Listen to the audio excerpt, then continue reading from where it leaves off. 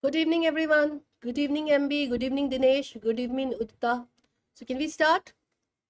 Good evening, Deepak, Dinesh, everyone. So, good evening to everyone. We are starting with 25 most probable question which can come in exam. These are like questions which I have picked up seeing the trend in last few, let's say, exams. So, let us start with the first question. And namaste to everyone. So, tell me, at this point of time, at least you must have done one revision of every subject. At least one revision, I mean, at least one time you must have finished every subject. I hope.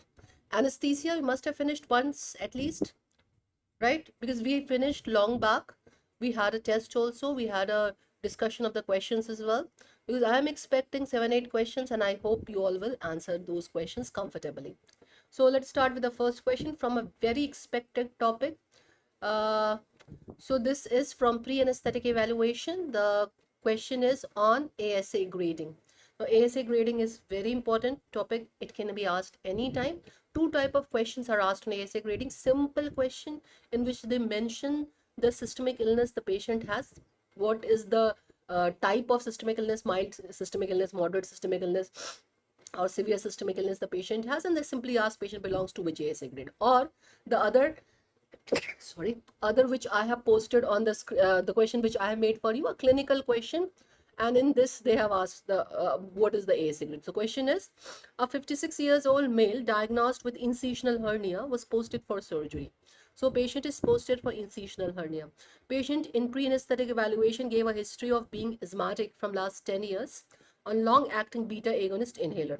On auscultation, there is bilateral equal air entry and no added sound. Patient can perform strenuous activity also with ease. He belongs to ASA grade? Yes. Most of you are answering correctly. So patient has a systemic illness, but the systemic illness is causing no limitation on his activity. He is ASA grade 2, right? So he is ASA grade 2. The answer is ASA grade 2. Yeah, very good. Everyone has answered correctly. I'm so happy for you. So we need to remember few things. We need to remember that ASA grading, the ASA grading tell us about the risk associated with surgery. Tell us about the risk associated with surgery, right? There is how much risk associated with surgery. And in this we have 6 grades.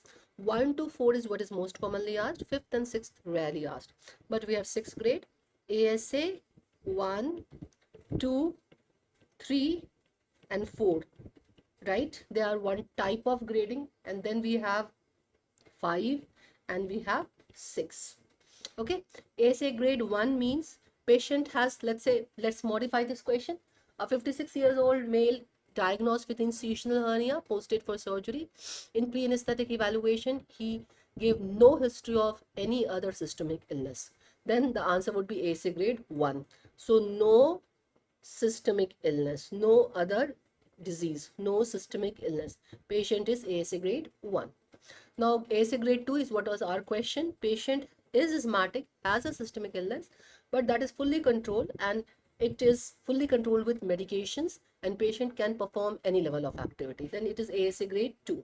That is mild to moderate systemic illness. Mild to moderate systemic illness. Well controlled. Well controlled.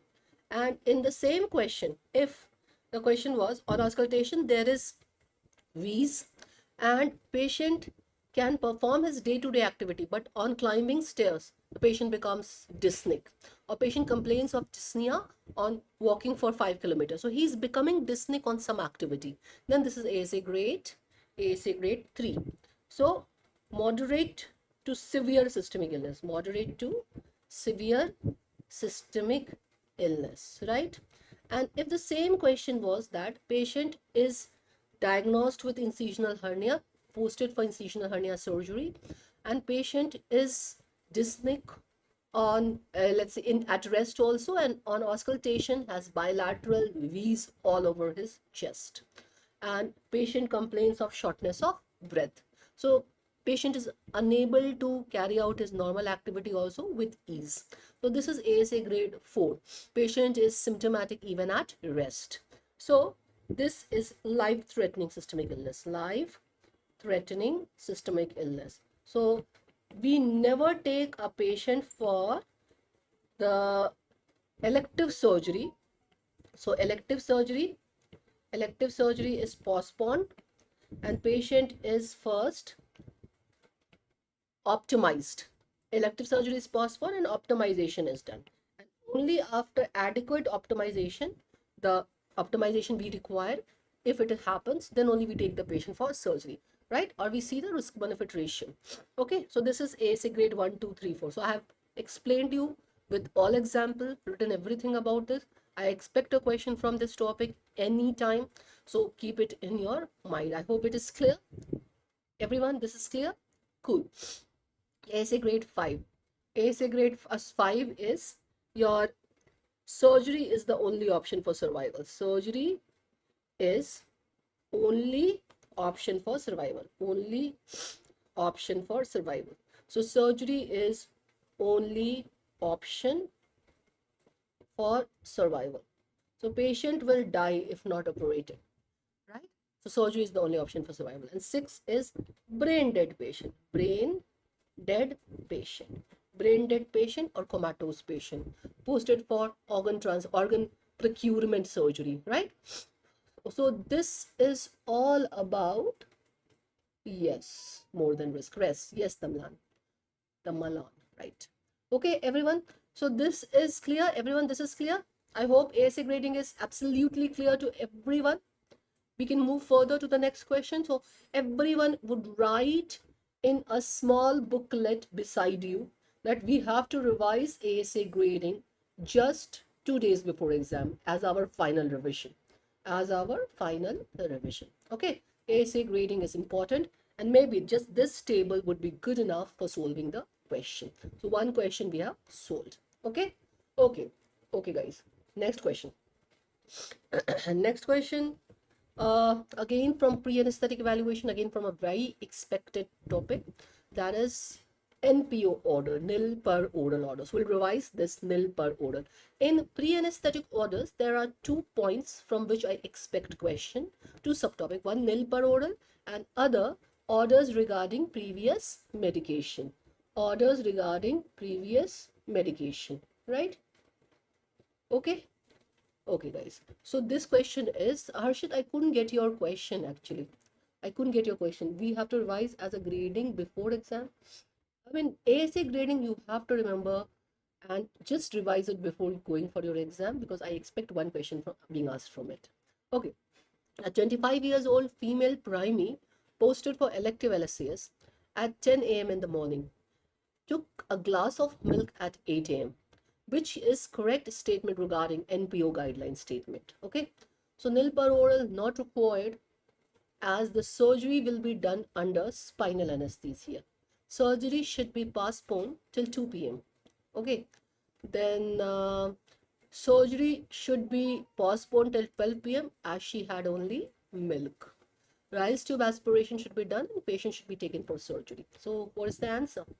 Okay, most of you are saying B, but I saw B2 answered C. Okay, so most of you are saying B. Okay, and I'm so happy because most of you are correct. So let us see about the NPO orders. NPO order, then I'll come back on the question as well. So nil per oral. The adequate hour nil per oral is mandatory before surgery. Mandatory before surgery. This is mandatory. Irrespective of the let's say type of anesthesia we have chosen. Mandatory before elective surgery. Now, irrespective of type of anesthesia that we have chosen, whether it's spinal or GA, don't bother. For every anesthesia we have to give for elective surgery, patient has to be kept NPO. So NPO orders, we need to remember for adult just 3 timelines. We have to remember 2, we have to remember 6, and we have to remember 8. So 2 hours NPO for clear fluid, right? 6 hours NPO for semi-solid and liquid diet. Semi-solid and liquid diet. Okay. And 8 hours for full fatty meal. Full fatty meal. And in pediatric, we just add one more, and that what we add is 4 hours. So 4 hours for, we add for pediatric, 4 hours in this, 4 hours NPO for breast milk. For breast milk, right? Mother's milk. The child is exclusively on breast milk. So for pediatric, it will become 2, 4, 6, and 8. So in this question, the patient had at 8 a.m. a glass of milk, right? Which comes under the liquid diet. So we need a NPO minimum of 6 hours. So she had it at your 8 a.m. So 8 a.m. we add to what time would become the 6 hours duration, would pass the 6 hours duration, would be your 2 p.m. So patient can be taken, should be postponed till 2 p.m. and patient can be taken after 2 p.m. So this would be the answer. This would be the answer. So surgery should be postponed till 2 p.m. Yes. Now this is adult patient, so there is no question of that, Utta, right? So it has to be your 2. Okay, so answer is B. Answer is B. I hope all of you have done right. Cool. Okay, so NPO guideline is very important. This kind of questions can be asked on NPO guideline. It is very, very important. Irrespective of type of anesthesia, we have to keep the patient NPO. So answer is our 2. And NPO guideline is important. Now in pre-anesthetic, orders, there is one more thing that I want you people to remember. That is orders regarding the perioperative medication. Perioperative medications. So patient may be on some or other medication. What medication we have to stop? The periodic operative medication management of the patient. So antihypertensive and anticoagulants are the two most common group which is asked in exam. So antihypertensive. So oral antihypertensive agent, right? Oral antihypertensive agents. So most of the cardiac medication, right? I'm making it broad, right? I'm making it broad. Most of the cardiac medication, not only the antihypertensive, we need to continue till the day of surgery, right? So most of the cardiac medication is continued till the day of surgery. Continued till the day of surgery. Now, what do the medication comes in it? The cardioprotective agents like beta blocker, like your calcium channel blocker, ACE inhibitors, your HMG CoA reductase like statins, right? So, okay, my voice is low. Okay, I'll be little louder. So, most of the medication continue till the day of surgery. Now, lol, it is fine. The voice is fine. Okay, so whether it is your beta blocker, whether it is your calcium channel blocker, whether it is your statins, whether it is your ACE inhibitors, right? ACE inhibitors. So we all continue all these medications. The cardiac medication is continued. Only for the ACE inhibitors, that is for the enalapril, etc., or for losartan group also, the ARBs, the ACE inhibitors and ARBs. If the anesthesiologist feel that there is a risk of intra-op hypotension, we can stop the last dose. Stopping the last dose of ACE inhibitors would not be wrong. So I'm writing most of the medication we have to continue, we don't have to stop. But ACE inhibitors and ARBs, ACE inhibitors and ARB, ACE inhibitors and ARB, the last dose can be omitted if there is a risk of intra-op hypotension which is suspected by the anesthesiologist seeing the patient and the type of surgery the patient is put for. So last dose can be omitted for ACE inhibitors and ARBs. So this is what you have to remember for the cardiac medication. Now for anticoagulants, right? The anticoagulants, the antiplatelet drugs and other anticoagulants. Remember, aspirin is the only agent aspirin is continued in the same dose. That is between 70 to 150 milligram is what we use for as an antiplatelet aspirin, the cardiac dose of aspirin. We have to continue in the same dose. Other medication we have to stop. Other medication we stop. So other medication we stop the clopidogrel, we stop the ticlopidin, we stop the low molecular weight heparin, we stop the unfractionated heparin, all other we stop. Aspirin is continued, it is not discontinued in the perioperative period. Got it? So these two you have to remember. These 2 points you have to remember. The nil per oral order and orders regarding the previous medication the patient is on.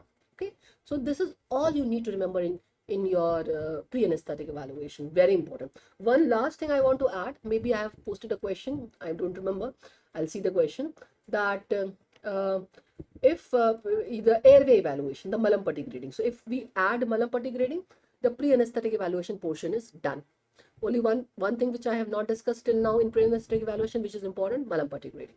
Otherwise, the pre-anesthetic evaluation is what these 3-4 things are what is important. Okay, next question. On monitoring, very important. Now, a graph has been given. This following graph is seen in an intubated patient on ventilator. What is the most probable diagnosis? So first of all, you need to make a diagnosis. This is graph of what? So here it is written expired carbon dioxide and here it is time. So this is graph of expired carbon dioxide against time.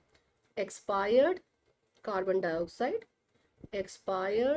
versus time. So this is what is your capnograph. This is capnograph. And the normal capnograph is like this. It touches the baseline and then get elevated. So this is 0 and let's say this is 45. This is CO2 against time. Okay. So what is the most probable diagnosis?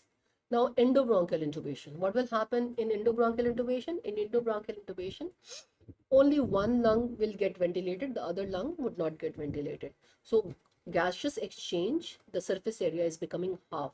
So, the EtCO2 will increase, but baseline will not get elevated. So, first option was endobronchial intubation. In endobronchial intubation, what would be the clinical finding and EtCO2 graph? In endobronchial intubation, we will have an increase in EtCO2, but it will not get elevated by baseline. So EtCO2, the numerical value can increase above 45, right? But baseline will not get elevated. And there would be increase in airway pressure as the patient, the tube has gone into lesser caliber airway. Plus, there would be unilateral air entry, right? So these 3 things we will see in endobronchial intubation. So this is not endobronchial intubation. Second is bronchospasm. Bronchospasm means the caliber of the airway has reduced, right? Bronchospasm means the caliber of the airway has decreased. The caliber of the airway has decreased. So what will happen in bronchospasm? In bronchospasm, the graph shape will change. It will become the shark fin pattern. This is a graph of partial obstruction. The EtCO2, the numerical value will increase. There would be increase in airway pressure because of the decreased caliber of the airway, and there would be bilateral decrease in air entry, right? So this is what we will see in the bronchospasm. Well, if it is absolute bronchospasm, then only we will see flat capno. If bronchospasm is written alone, you will always consider it the partial bronchospasm. Okay. Then third is rebreathing of expiratory gases. Rebreathing of expiratory gases means the expiratory gases will come in the inspiratory limb. Also, the inspiratory gases, it will mix and patient will rebreathe it. So the baseline would never touch. The graph would never touch the baseline. So in third, that is rebreathing of the expiratory gas. What will happen? The baseline will get elevated. Why the baseline will get elevated? Patient is rebreathing the carbon dioxide. It is not touching the 0 at all. So in rebreathing, the baseline will get elevated, and this will happen when our CO2 absorber has exhausted, when the patient is on circle system, etc. So mixing of inspiratory and expiratory gas, and this is what is the graph in the image. So answer is rebreathing. What will happen in malignant hypothermia? In malignant hypothermia, there is increased EtCO2, doubling or tripling of EtCO2, but it will not get elevated by the baseline. So in malignant hypothermia, right? One of the earliest finding is the EtCO2 from 40 became 90, right? Became 100. Okay. So this is your malignant hypothermia. So when it says the EtCO2, is increased, right? The EtCO2 is increased, doubled, tripled, and the core temperature has increased. Then it is malignant hypothermia, typical of malignant hypothermia. Okay. So we have solved 4 questions. We have solved any question being asked on rebreathing, which is asked in this exam, malignant hypothermia, if any question is asked, endobronchial intubation, and bronchospasm. Clinical questions very commonly asked on the shape of the graph. Any doubt? Any doubt? Anyone, any doubt on this graph? Please post in the chat if you have any doubts. Please post. Okay. So I'm waiting. So meanwhile I wait for your doubt, I just want to tell you one more thing. Bronchospasm, I want to clarify. Bronchospasm can be absolute, and for absolute bronchospasm, they have to write absolute bronchospasm. And otherwise, only bronchospasm. Bronchospasm means partial bronchospasm. Only bronchospasm means partial bronchospasm, and we don't need to write partial bronchospasm. Partial bronchospasm, we get a sharp fin pattern. Absolute bronchospasm, we get a flat line, right? We get a flat line. So I hope everyone clear. So we move to the next question. Okay. Again, a very expected image-based question. Guys, each and every question which I have chosen for you for this paper, I'm expecting. Right? I'm expecting. So don't fall for this, ma'am. These are simple questions. Why aren't you discussing something unique? Well, I don't want to discuss anything unique. My only target here is to make you solve all the questions which would come from anesthesia. So the questions which are coming, I would revise, and I expect you to revise, right? So don't go for unique things at the last moment. Just revise. And I am also doing the same thing. So which of the following test is being depicted, or what is being done in the image? So anyone can put it in the chat box. Okay. Naresh said B. Vaishnavi said B. Oh, wonderful. Most of you are saying B, and the B is the correct answer. It's Bayer's block. It is Bayer's block, or we call it intravenous regional anesthesia. Intravenous regional anesthesia. So intravenous regional anesthesia, or we call it Bayer's block or intravenous regional anesthesia. Okay. So what do I mean by this? Bayer's block. This is why it is called Bayer's block, the intravenous regional anesthesia, because this technique was defined by Dr. August Bayer, who is a pioneer in regional anesthesia, who was the first person to give successful spinal anesthesia as well. So on Dr. Bayer's name, it's called Bayer's block. In this, what we do, it is given in extremities. In this, we put 2 tunicates, one proximal and one distal tunicate, and we inflate the tunicate, double the blood pressure of the patient, and then we put a IV cannula, and through that IV cannula we give a local anesthetic, which remains in this limb and blocks all the nerve fiber of this limb. So this limb gets blocked. Any procedure of this limb could be done. So only one region is blocked. This is regional anesthesia. This only one region is blocked. So this is regional anesthesia. And how I am giving the drug? Intravenously. So it is intravenous regional anesthesia, which was defined by Dr. Byers. So on his name, it is called Byers block. So we have to remember. So what is the drug which we use? So who will put in the chat box? I want to ask you the next question which is asked in the Byers block. What is the most common drug we use for Byers block? So most common local anesthetic. Local anesthetic used for Byers block. Used for Byers block. Who will put in the chat box? I want to ask, which is the most common anesthetic, the local anesthetic used for Byers block? Well, the answer is your lignocaine. 0.5% lignocaine. Very good, Candy. 0.5% lignocaine, right? So here I am writing the percentage also, the concentration also, because you know everything they have asked on the Byers block, they can ask this as well. So keep this concentration also in your mind.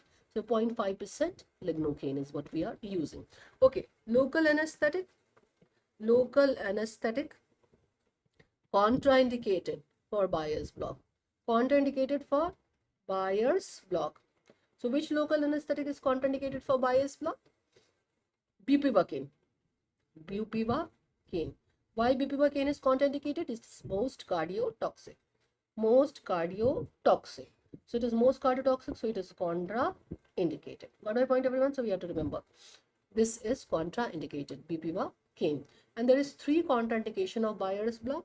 Byers block is contraindicated in your sickle cell disease. Sickle cell disease. In your sickle cell disease or sickle cell trait. Sickle cell trait. Right? Sickle cell disease or sickle cell trait. Understood? Okay, it is contraindicated in peripheral vascular disease. Peripheral vascular disease. And it is contraindicated in scleroderma. Scleroderma. So 3 contraindication of Byers block that we have to remember. So a 5-year-old child with a sickle cell trait, which regional anesthesia is not used? Answer is Byers block. Got it? So again, we have solved a lot of questions with this one question, right? And this is one topic I expect from regional anesthesia. Image-based question or a simple clinical question. Okay? So let's go on the next question. Okay. An adult on spontaneous mode of ventilation, so requires a Mapleson circuit to be attached. Which circuit should be attached? So simple question. For an adult on spontaneous ventilation, the Mapleson circuit of choice. Guys, if a question is asked on circuit, right? Now, every year I don't see a question on circuit, but if a question is asked on circuit, it is always asked on Mapleson circuit. Mapleson circuit. It is only asked on Mapleson circuit, right? And we need to just remember 4 or 5 questions related to Mapleson circuit, right? We just need to remember 4 or 5 questions related to Mapleson circuit. How many Mapleson circuit? Or we call it semi-closed circuit. Semi-closed circuit. So there are how many Mapleson circuit? There are 6 Mapleson circuits. So Mapleson circuit is A, B, C, D, E and F. Okay. A, B, C, D is adult. E and F is pediatric. So guys, so many times I have told you, for pediatric, the first circuit was E. This is bagless, valveless, and who will write the other thing in the chat box? What do I say about Mapleson E circuit? It is bagless, valveless, and guys, what? Bagless, valveless, and Naresh has written E for pediatric. I just want to ask you, Naresh, bagless, valveless, and what? Okay, meanwhile you answer useless. Okay, useless. Yes, useless. So this was designed, but this is useless. This is not used. So don't remember it for any answer. Only remember it for the answer, which is bagless valveless circuit. Bagless valveless circuit, right? This bagless valveless circuit was made useful in the form of Mapleson F. So Mapleson F is modified Mapleson E. This is modified Mapleson E, and this is the pediatric circuit. Modified Mapleson E is Mapleson F. Pediatric circuit. This is the pediatric circuit which we use. This is also called Jackson Reese circuit, Jackson Reese circuit. So any question on pediatric anesthesia, any question on circuit used for pediatric anesthesia, answer always has to be Mapleson F. The answer has to be Mapleson F. Now let's talk about the adult. For adult, for the question was asked for spontaneous ventilation, spontaneous mode of ventilation. For adult, for spontaneous ventilation, we use Mapleson A or Magel circuit. So Mapleson A, which is also called Magel circuit, we use this for spontaneous ventilation in adult. Spontaneous ventilation in adult, right?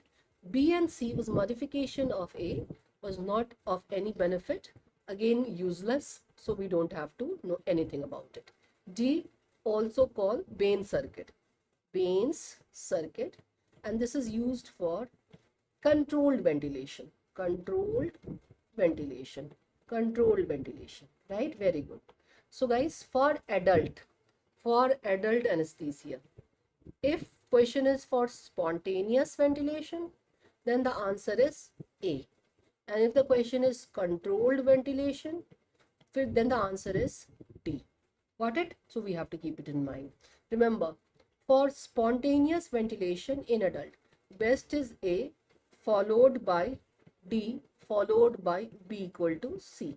The best to worst circuit. For controlled ventilation, best is D, followed by B equal to C, followed by A. Got it? So guys, worst circuit for controlled ventilation is A. So A is worst for controlled ventilation. So a lot of questions again we have solved, right? A lot of questions we have solved, and this is the possible question from the circuit. If you just remember this, the questions of the circuit is done, right? Only one thing I want to add to complete it, that fresh gas flow for Mapleson A circuit is asked, and Mapleson A circuit, the fresh gas flow is equal to minute ventilation, equal to minute ventilation, equal to minute ventilation. So keep it in mind. Okay, so this is about our fifth question. The answer is A. Okay, so now coming on the sixth question. I hope you have understood circuit. Any question on circuit? Anything which you have not understood? Anything you want to ask from me? Yep. Okay, you can put in the chat box. Meanwhile, I move further. All of the following statement is true about the device in the image. Now, I don't know why, but this device, I think, can be asked in exam, because recently a lot of question has been asked, so not giving the image of the device, but on the device, right? And this device is like, this company who has made this device has kind of infiltrated this device at various medical colleges. So I don't know, they are making a lot of questions, right? Okay, so please see, this is the device which has been asked on. If you very carefully see the device, this is the cuff, this is the cuff of the device with a pilate balloon system to inflate it. So it has an inflatable cuff. Then you can see it has two tubes. This is one tube with the universal connector attached. This is the airway tube, and there is another tube which is gastric tube. The another tube, if it is gastric tube, and we can insert the rise tube through this gastric tube. Okay, this is definitely the second generation supraglottic airway device. Second generation supraglottic airway device. Okay, now this is second generation supraglottic airway device. So first point is right. This is second generation supraglottic airway device. Yes, it has two tubes. This is comparable to ET tube in preventing aspiration. Yes. First generation, the risk of aspiration is very high. Second generation has a better seal and is comparable to ET tube in preventing aspiration. Now, third is, it cannot be used for laparoscopic surgery.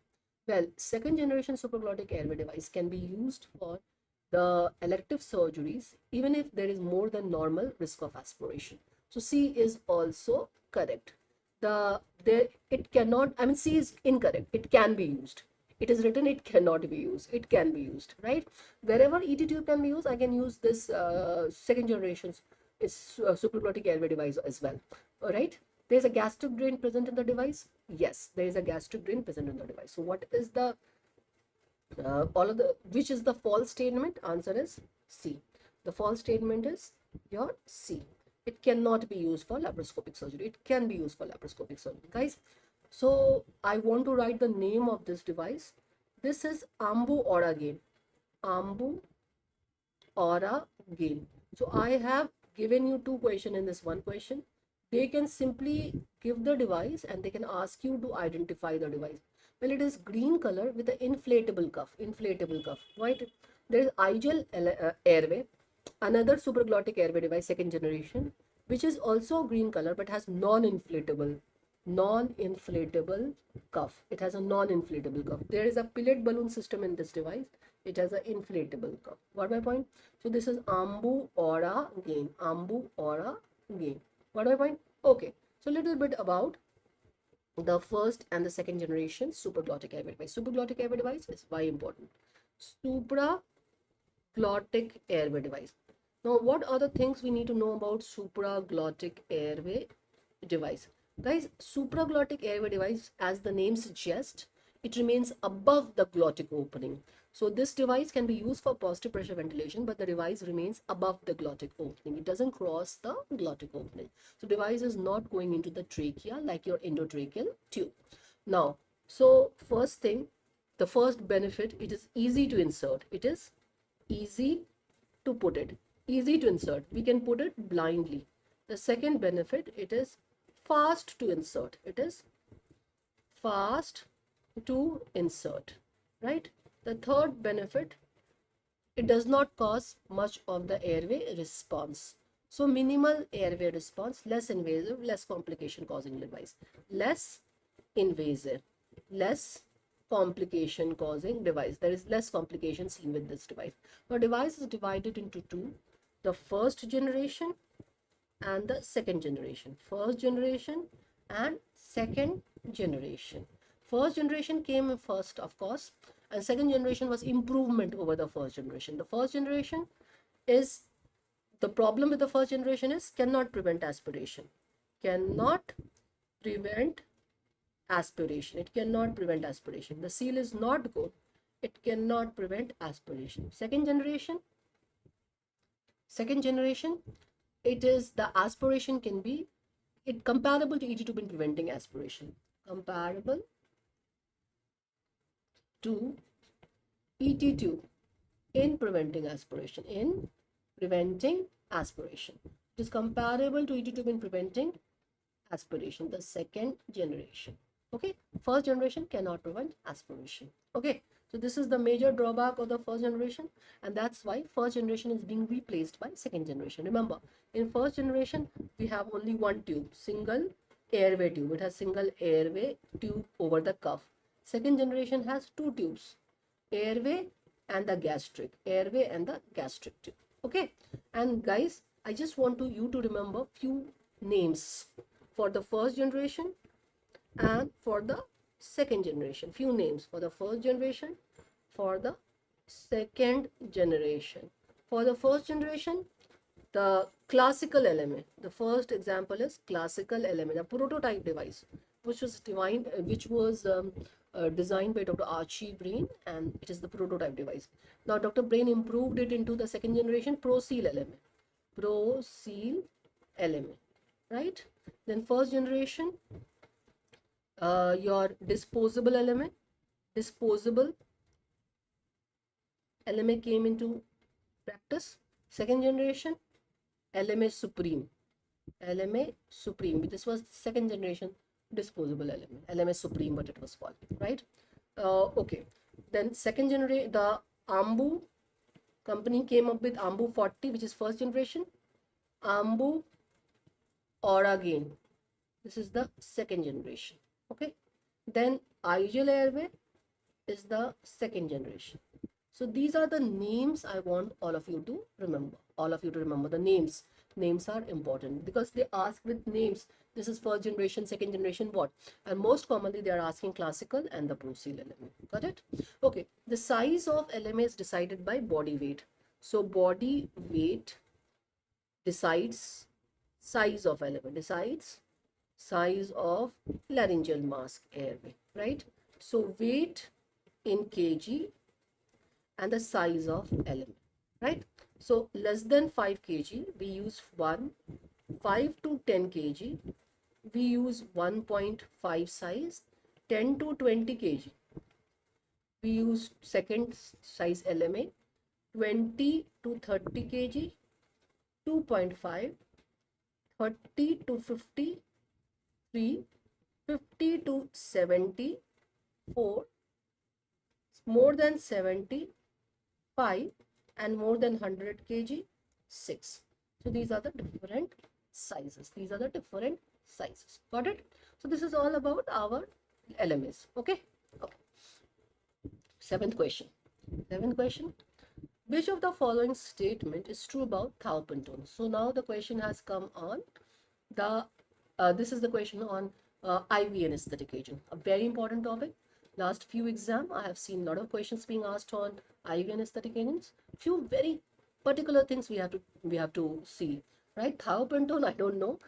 From anesthesia point of view, this is not something which is very commonly we are using nowadays.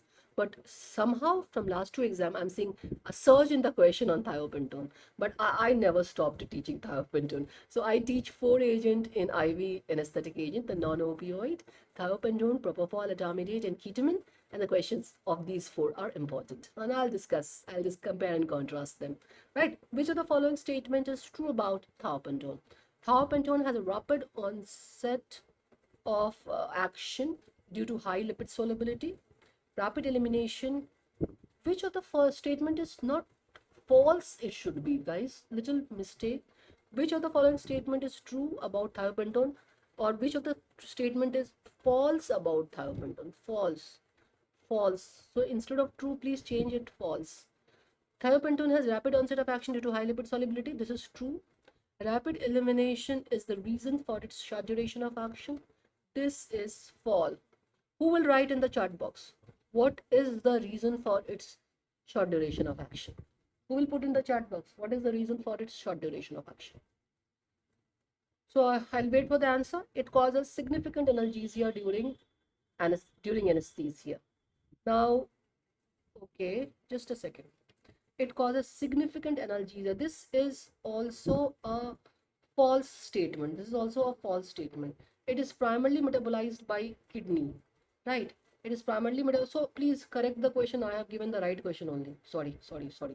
It is primarily metabolized by kidney. This is also false, right? It is primarily metabolized by liver. It is anti-analgesic. It does not cause any analgesia. It is rapidly eliminated because of redistribution. So these 3 statements are false, which is true. So I have formed the right. I thought I made a mistake. Which is true?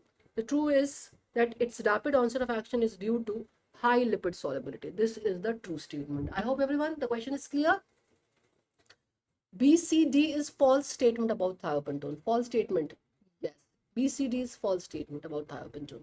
Right? So thiopentone, the rapid onset of action, we give it within 15 seconds, it produces unconsciousness. Right? Within 1 brain arm circulation. So its fast speed is because of high lipid solubility. Rapid elimination is the reason for its short duration? No. Redistribution is the reason for its short duration. It is anti-analgesic and is primarily metabolized by liver. Okay.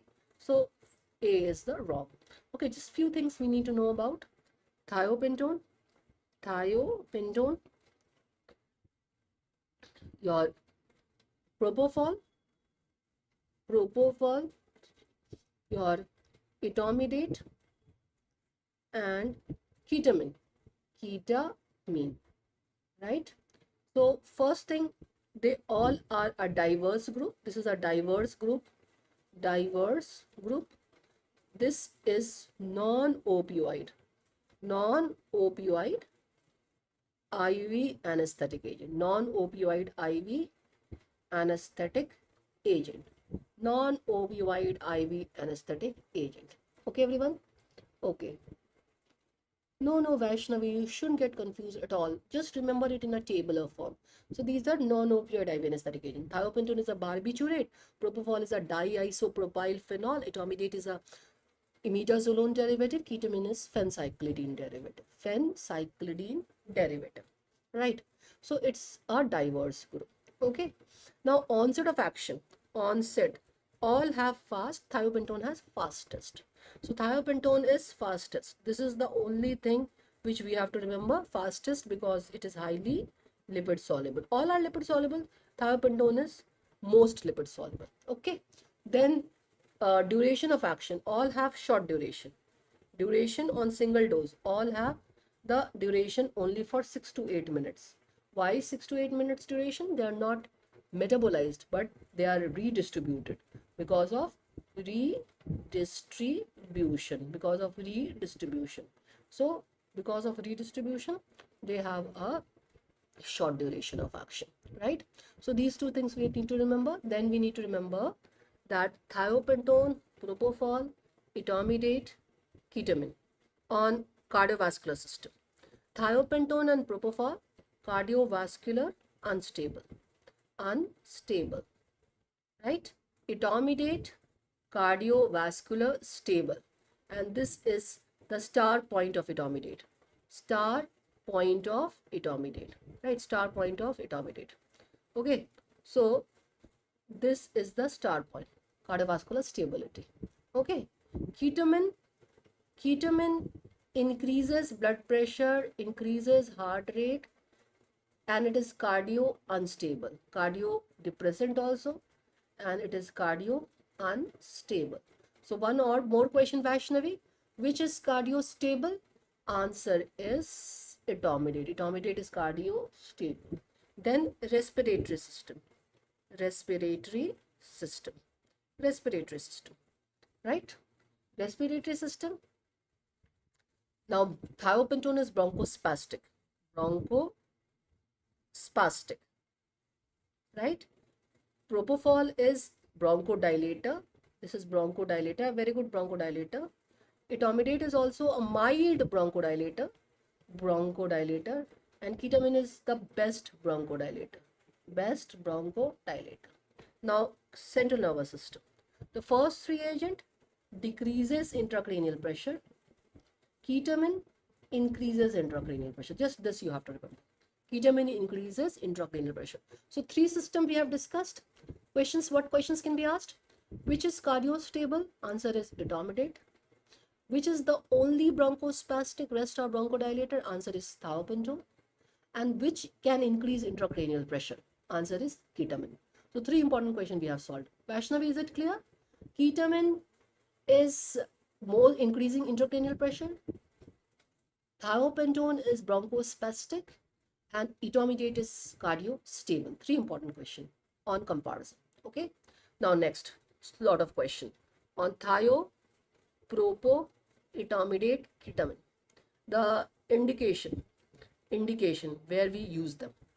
Thiopentone for anesthesia, nowhere agent of choice. But two places it is drug of choice. It is drug of choice for cardio protection, and for neuroprotection. It is drug of choice for neuroprotection and for your narcoanalysis.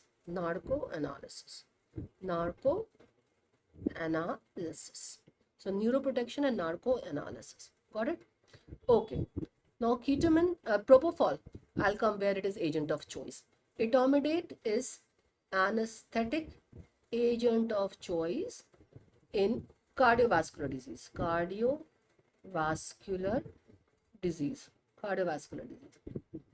Right? And ketamine is anesthetic agent of choice in shock, right? In bronchial asthma, in cyanotic heart disease, because it increases the blood pressure. So it is agent of choice in cyanotic heart disease. Okay. Rest anything asked in exam, propofol is agent of choice. For everything, propofol is agent of choice, like your daycare surgery, your neurosurgery, your thoracic surgery, anything, for your liver surgery, for your kidney surgery, whatever I have not mentioned in etomidate and ketamine, for malignant hyperthermia, for everything, propofol is agent of choice. Got my point, everyone? So this is, we have to know about where they are agent of choice. Then guys, very important, one more thing. Your Thiopentone, propofol and etomidate, some important side effects we have to remember. We just have to remember for for 3 drugs. For propofol, the major side effect that we have to remember is pain on injection. Pain on injection. For etomidate, we have to remember adrenal suppression. Adrenal suppression. It causes adrenal suppression. And for ketamine, we have to remember emergence delirium. Emergence delirium. So remember emergence delirium. Okay. Okay. Now, none of these are analgesic except ketamine. Ketamine is good analgesic, right? And ketamine is a very interesting drug, guys. There is one more question on ketamine in this 25 most important question. I will write all the good points about ketamine, which is expected to be asked in exam. Okay. So ketamine is a very good analgesic. It has some antidepressant effect also. It had some neuroprotective effect has also been formed. So ketamine has its clinical use has resurged. Okay, so just keep this chart in mind. Okay, so here the answer was A. So coming on the 8th question. 8th question. Okay, in obese patient with body mass index 40, what is the inhalational anesthetic agent of choice? So who will give me the answer? I have just one line. Forget what patient has been asked. The question is of one line. Inhalational induction agent of choice. Now, when I see this, irrespective what type is described, irrespective what is described, I have to answer only one thing and I'll wait for the answer, right? I will wait for the answer in the chat box. Meanwhile, I would just make a small chart and discuss with you few important points about the inhalational anesthetic. So halothane,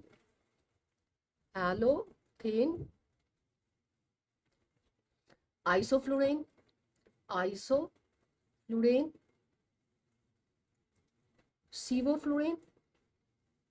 and desflurane. So these 4 agents are important. Okay, halothane, isoflurane, sevoflurane, and desflurane. Okay, remember guys, halothane, isoflurane, sevoflurane, desflurane, the first thing of most important question which is asked on them is their let's say MAC, which tell us about the potency, right? So halothane has a MAC of 0.75, iso 1.12, sevo 2, and des has 6. And MAC is inverse, the potency is inversely proportional to MAC. So from halo, iso, sevo, MAC is increasing, potency is decreasing, right? So most potent among these is your halothane is most potent, followed by iso, followed by sevo, followed by your desflurane. Okay. If I just add 2 more at extremes, overall most potent is methoxyflurane. It is not in clinical use, but it is overall most potent. And overall least potent is nitrous oxide. So this is potency, the sequence of potency from most potent to least potent, most potent to least potent, right? So this is very important. Potency, very frequently asked. And the second important thing which is asked on halo, iso, sevo, des is about their blood gas partition coefficient, blood gas solubility. Now, blood gas solubility tell us about speed of induction. Now, guys, the higher the blood solubility, slower is the speed. Halothane has blood solubility 2.25, iso 1.3, sevo 0.63, and des 0.42. Okay, so blood gas solubility is decreasing, speed is becoming faster. So fastest to slowest. Fastest is your desflurane, followed by sevo, followed by iso, followed by halothane. And I would just add nitrous oxide is equal to desflurane. A question was asked, whose blood gas solubility is which inhalational agent's blood gas solubility is near nitrous oxide? Answer is desflurane. And the fastest with the lowest blood gas solubility is of xenon. So xenon has lowest blood gas solubility. So xenon, the nitrous oxide equal to des, then SIVO, and then ISO, and then halogen. Fastest to slowest, fastest to slowest. So this is how the speed of induction is being, speed of induction. Fastest xenon, then nitrous oxide equal to DES, then SIVO, then ISO, then halogen. Guys, DES is fastest among inhalational, potent inhalational agent, but DES has one major problem. It is bad smelling. It has a bad smell, so it cannot be used for induction. It's a respiratory irritant, so we cannot use for induction, cannot use for induction. The second fastest among the potent agent is sevoflurane, and this is the inhalational induction agent of choice. In any patient, irrespective of type of patient, type of surgery, anything, if I am using inhalational for induction, this is the inhalational induction agent of choice. This is the inhalational induction agent of choice. SIVO is the inhalational induction agent of choice. Just put it in your mind, because this is so frequently asked. If you see the inhalational induction, the blind answer is sevoflurane. So coming back on our question, in obese patient with body mass index 40, forget it. I don't care. Anything written, a child or adult, anything written, inhalational induction agent of choice, the blind answer is sevoflurane. The blind answer is sevoflurane. Any doubt? Anyone? Any doubt? DES is not used for induction. This desflurane is not used for induction. Why? Desflurane has a bad smell. Bad smell. It is respiratory irritant. Respiratory irritant. It is respiratory irritant. It has a bad smell. It is a respiratory irritant. Got my point, everyone? Okay. Okay, guys. So this is our 8th question. Now coming on the 9th question. Again, an image-based question. So you are not putting anything in the chat box. Anyone? Any doubts till now? Any doubts till now? Okay. Coming on the 9th question. The diagram of ProSeal type laryngeal mask airway is provided below. Which is true about the device? Which is the true statement about the device?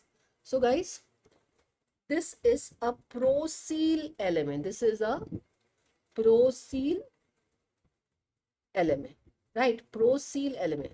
So already we have written before in the one of the previous question. This is ProSeal element means it's a second generation supraglottic airway device. It has the airway tube and the gastric tube. Airway tube and the gastric tube. Airway tube and the gastric tube. Okay. So guys, this is second, ProSeal LMA is second generation supraglottic airway device. This is correct? Yes. Right? Cannot be used for elective surgery. All second generation supraglottic airway device can be used for elective surgery. Even the first generation, if patient doesn't have any risk of aspiration, we can use. Right? So can be used for elective surgery. This is a wrong statement. Tip remains above the glottic opening. Now this is the tip. Now this does not remain above the glottic opening. This remains above the esophagus. The opening in the device remains above the glottic opening. So if I make a diagram, this is the airway, right? This is the airway. The supraglottic airway device remains above the glottic opening. This is the glottic opening, above the glottic opening, right? The opening on the dorsal wall falls against the glottic opening. The tip is folded and it goes above esophagus. So tip goes above esophagus. This blind tip, this is the blind tip, and this goes above esophagus. In ProSeal, the tip has opening, so through which we can put the rise tube as well. We can put the rise tube as well, because the tip would always remain above the esophagus. So tip remains above the esophagus, okay?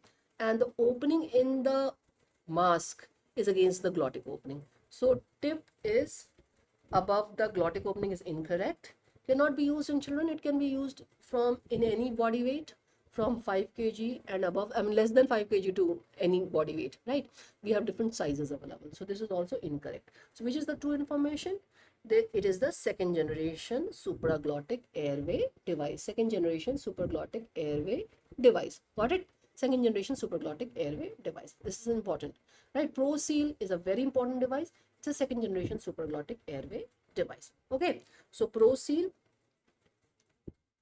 LMA, very important, second generation supraglottic airway device. Second generation supraglottic airway device. Okay?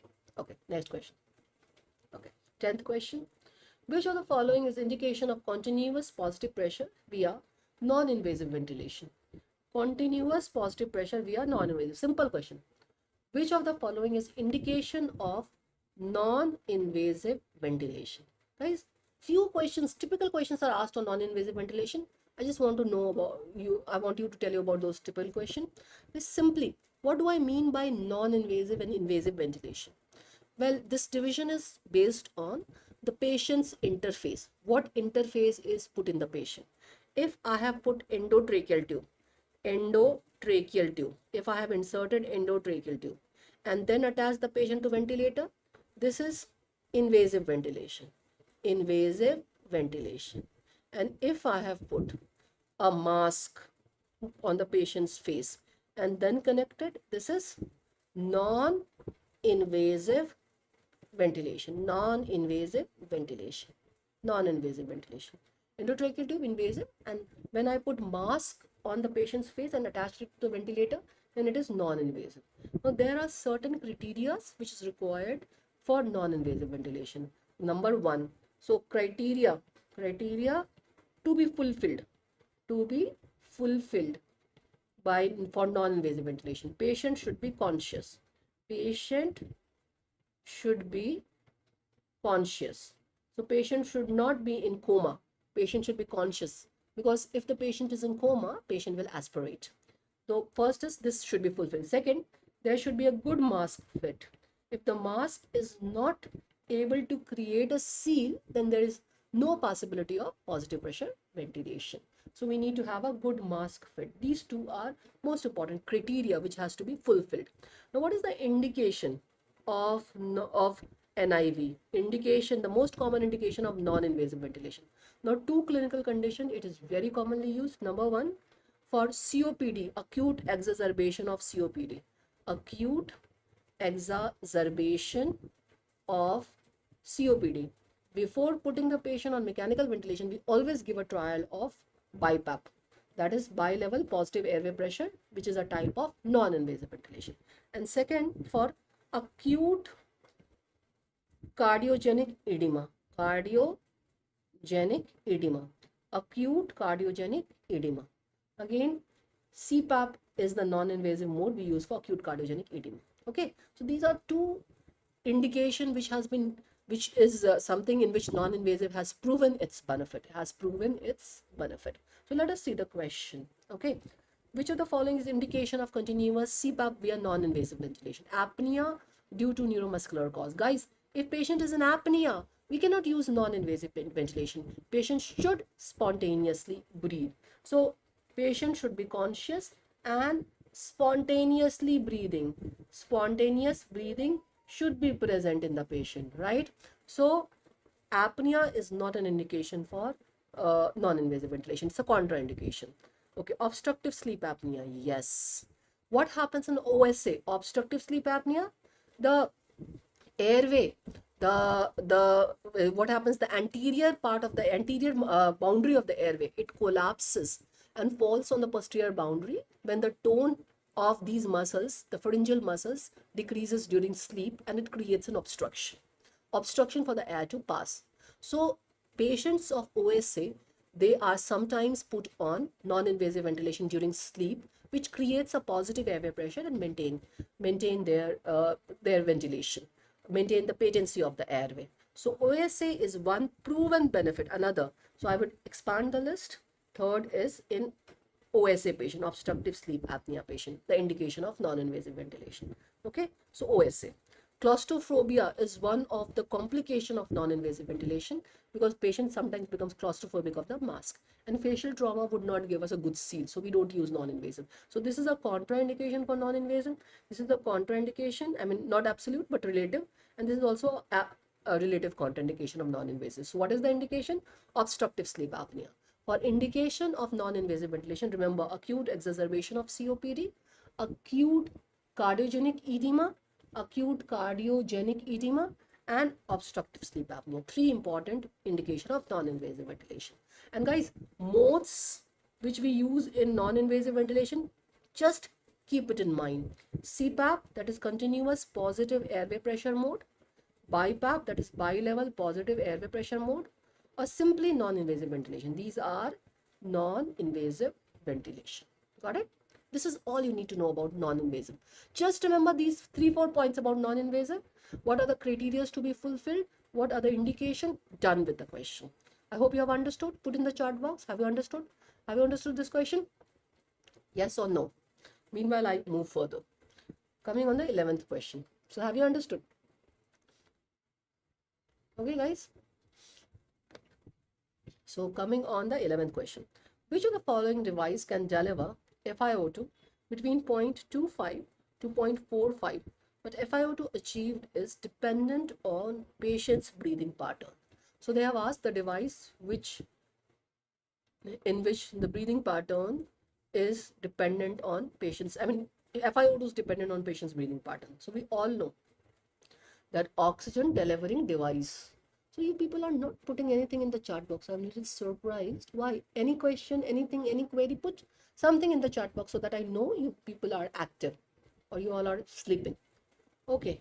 So guys, your oxygen delivering device. Oxygen delivery device. Oxygen delivery device. Right. Oxygen delivery device. Okay. Okay. So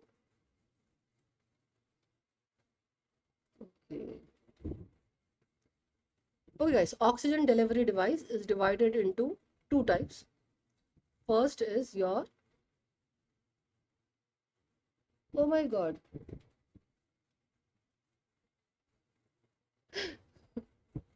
okay, oxygen delivery device. Oxygen delivery device.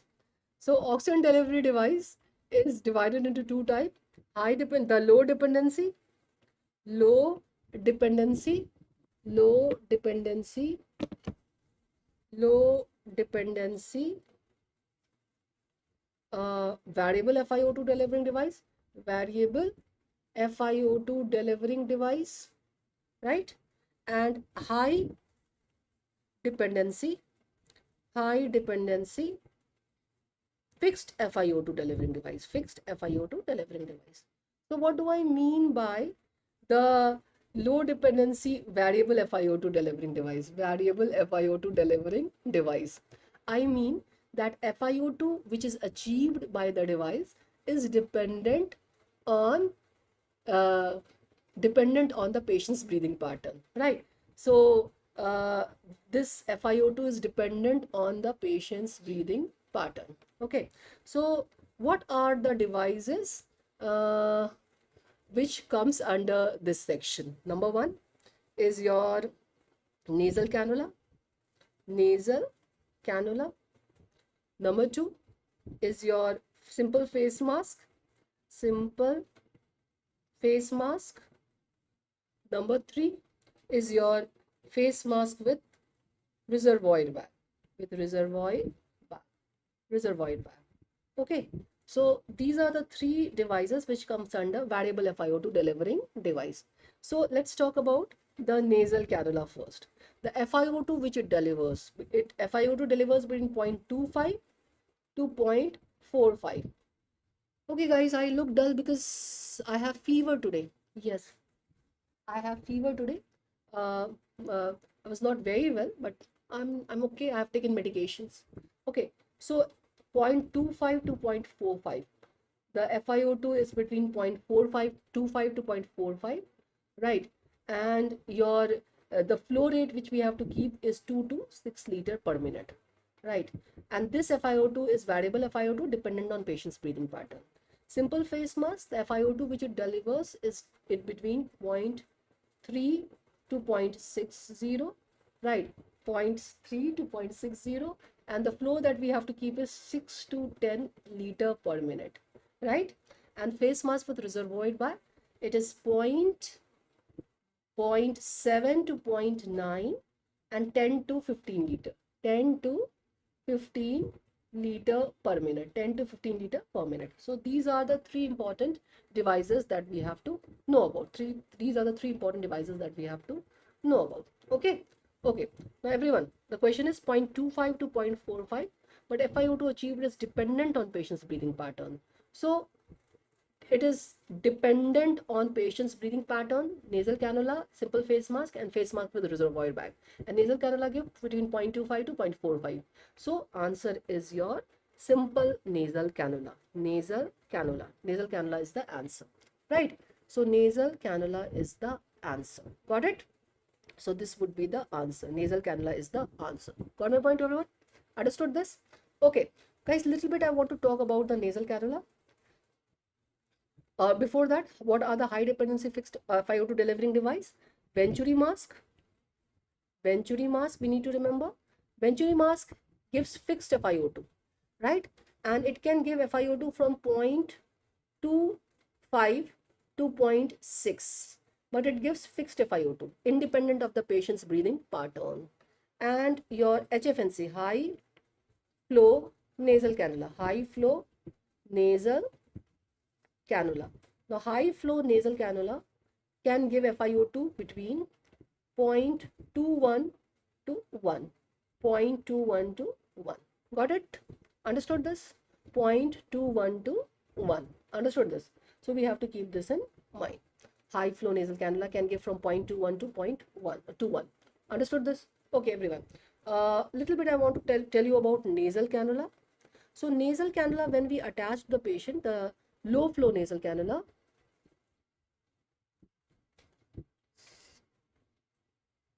oh my god. Okay, now why are you pulling my leg, M? Don't pull my leg. I am too dangerous when my leg is pulled. Okay, so don't try that with me. Okay, so nasal cannula, nasal cannula. So nasal cannula is something is with every, I mean, what is the flow rate we keep? I told you from 2 liter to 6 liter per minute. 2 liter to 6 liter per minute. So for every 1 liter, 4% oxygen concentration, 4% oxygen concentration increases over room air oxygen concentration. Room air oxygen concentration. Okay, so if I am giving through nasal cannula 1 liter per minute, the oxygen flow, right? We give how much FiO2? 21%, that is the room air, plus 4%, that is we give 25% oxygen to the patient, right? If I give 2 liter per minute of oxygen flow, 21% plus 4 into 2%, that is 29%. So every 1 liter, 4% oxygen concentration increases over room air. Increases over room air oxygen concentration. Room air oxygen concentration. Got my point, everyone? Understood this? Okay. So why by missed? I mean, I have 10 more questions to discuss, and I'm not going without discussing those 10 questions. So you also have to be here. Got it? So every 1 liter, 4% oxygen concentration is increasing over the room air. Remember this. So any question asked, you have to remember this this calculation, or to remember this calculation. Got my point, everyone? Understood? Okay. Okay. So remember this. For FiO2 between 0.25 to 0.45, dependent on patient's breathing pattern, its answer is nasal cannula. Nasal cannula. Okay. Okay. Yeah. Very good, Tamalan. Okay. Now coming on the next question. Given image is that of. Now again, this is a very important question. Given image is that of. Given image is that of. So what is this device? What is this device? So this has been earlier also asked in your exam. What is this device? What is this device? So can you tell me what is this device? This is a yes. Please, anyone can put the answer. Okay.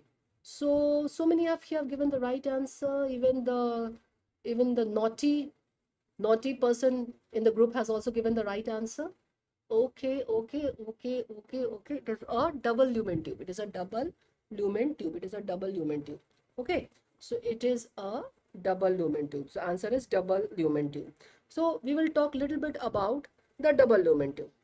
Double lumen tube, double lumen tube, DLT, which is used for one lung ventilation. This is used for one lung ventilation. This is used for one lung ventilation. Right? This is used for one lung ventilation. Understood? Now, one lung ventilation, when do we need? We need it for thoracic surgery. We need it for thoracic surgery. So, one lung ventilation, we need it for thoracic surgery, right? Where we want to separate one lung from another. So, indication of double lumen tube is for thoracic surgery. You can see in this image, it has two lumen. One is the bronchial and other is the tracheal lumen. Okay. Then we need to know about few more tubes. Uncuffed tube. Uncuffed tube. Uncuffed tube. So, uncuffed tube which doesn't have a cuff, right? The uncuffed tube doesn't have the cuff, and this is used in pediatric. So in pediatric patient, we are using uncuffed tube. We are using uncuffed tube in pediatric patient, right? We are using uncuffed tube to prevent the subglottic edema. So in pediatric patient, to prevent subglottic edema. Then we have flexometallic tube. Flexometallic tube. The tube which is kink resistant. Kink resistant. And this kink resistant tube we are using for neurosurgery, head and neck surgery, etc. We are using it for neurosurgery, head and neck surgery, etc. Head and neck surgery, etc. Right? Okay, we are using it for neurosurgery, for head and neck surgery, etc. Got my point? For neurosurgery, we are using the flexometallic tube. For head and neck surgery, we are using the flexometallic tube. Understood this? Okay. So these are the three important tubes which we need to keep in mind. Okay.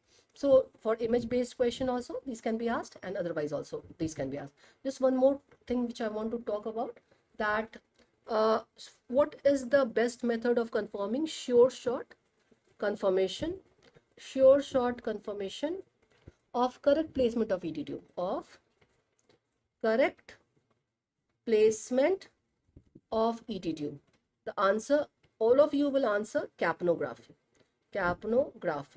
But for double lumen tube,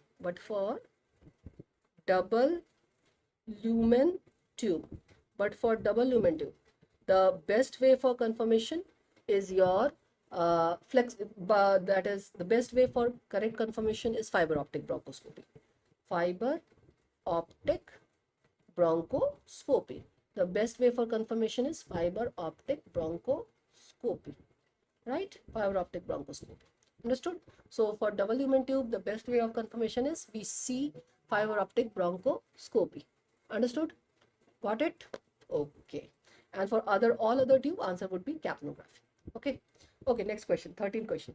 Compression ventilation ratio in case of neonatal cardiopulmonary resuscitation. So Mist will answer, the naughty person of the group will answer.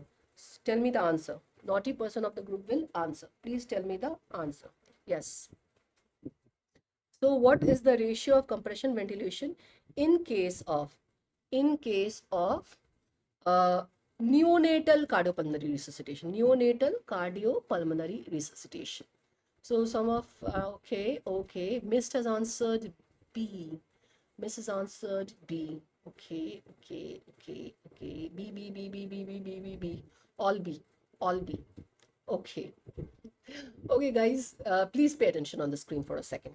Now, for resuscitation, you have to divide the patient into adult, child, and infant. Adult, child, and infant. Okay, adult, child, and infant. Now infant means less than 1 year, excluding newborn, right? Child means 1 to puberty, and adult means puberty onwards. In this question, we have asked neonate. Neonate, when it is mentioned in the question, they always mean newborn. Otherwise, they will mention infant. They will mention infant. And for neonatal cardiopulmonary resuscitation, the compression ventilation ratio is 3:1. It is 3:1, not 15:2. Here only it is 3 compression followed by 1 ventilation. In newborn, the ventilation is the most important thing, right? We have to go for 3:1. 3:1. Okay.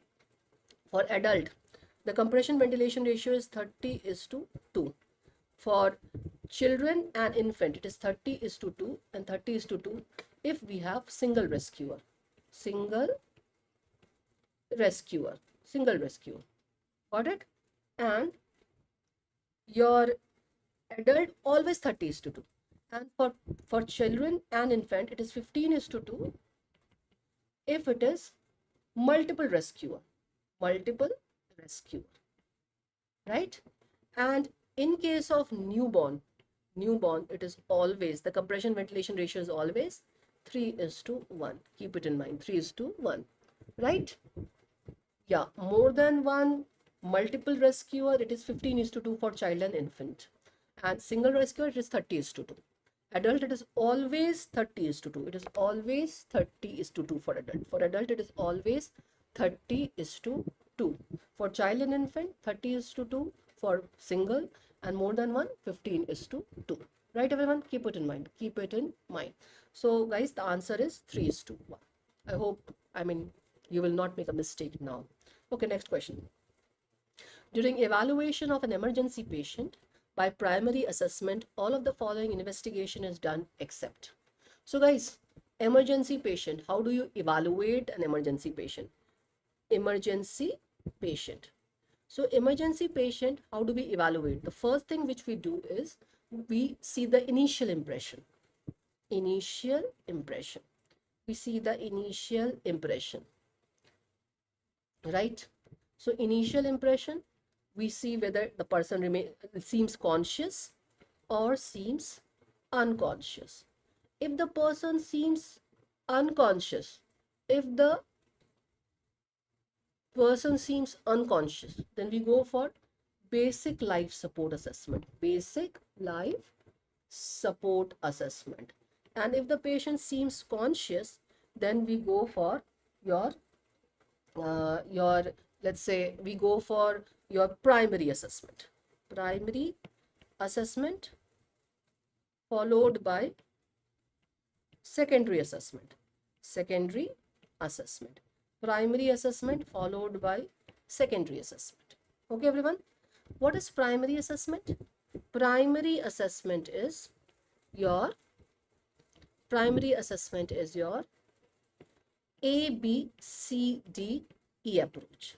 And in primary assessment, we try not to move the patient from the site. So we try not to move the patient because we are trying to secure his vital organs, trying to secure the airway, breathing, circulation of the patient. So we try not to move before securing these. So A for airway, we see whether the airway is secured or not. B for breathing. C for circulation. D for disability.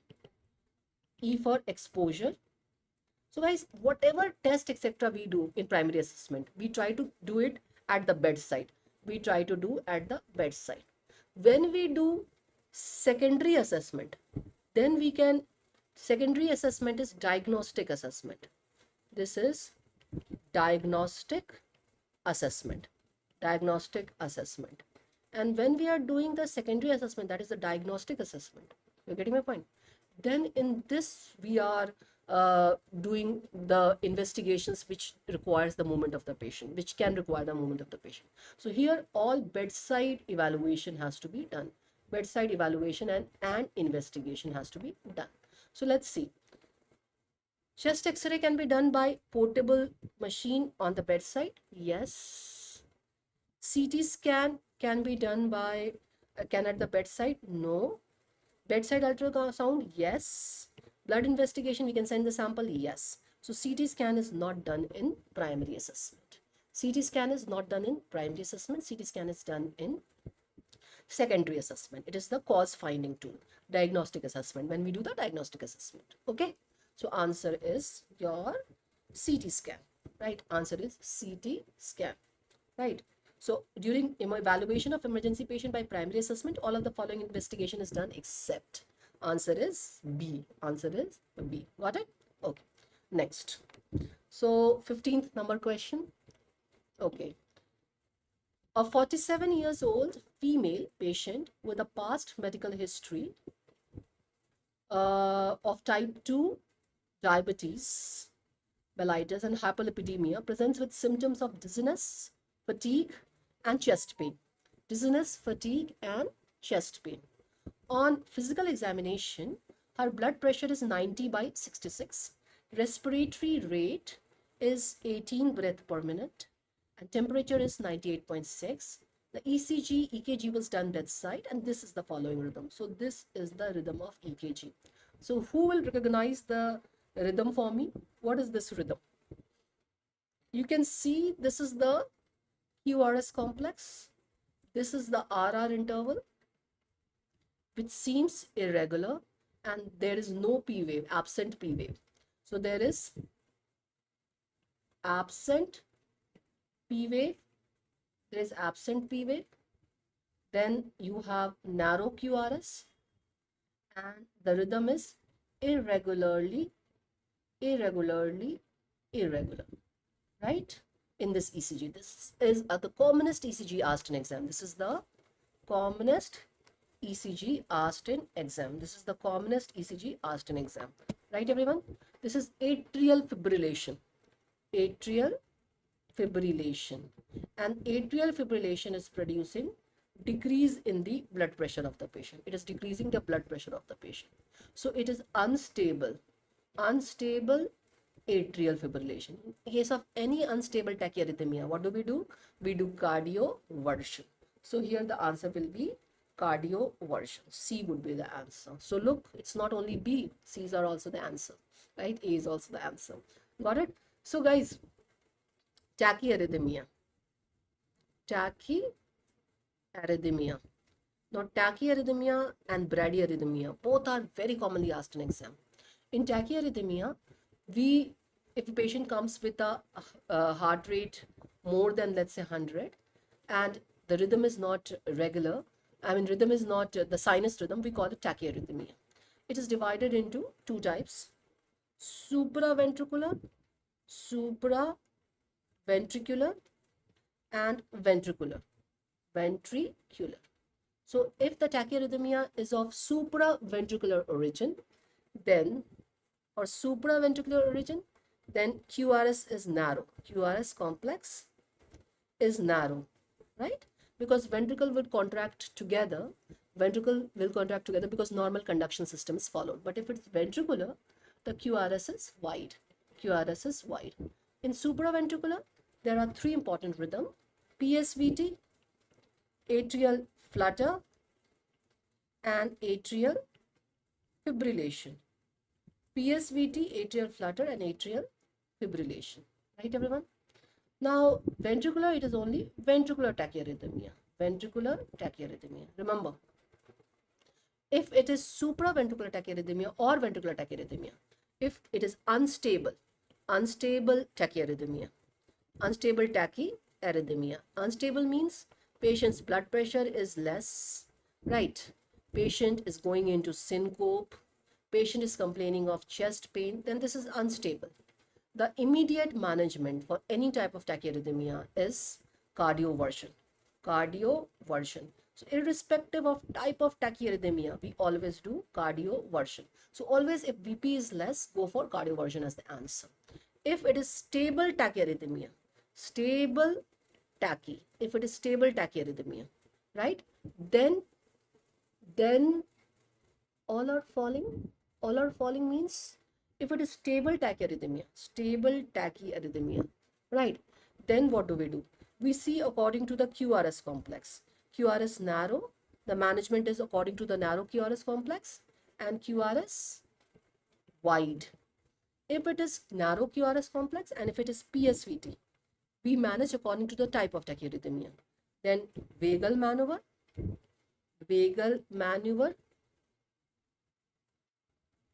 right?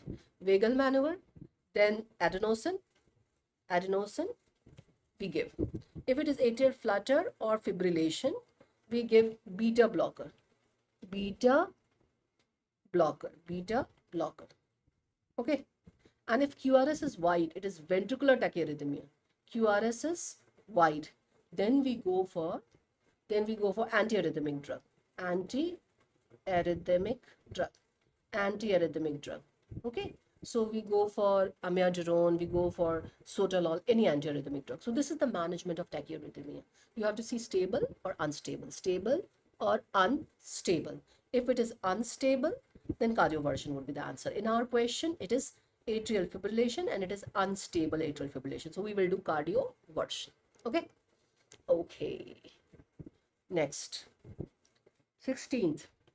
In 5-year-old child with tetralogy of Fallot, posted for surgery, IV induction agent of choice.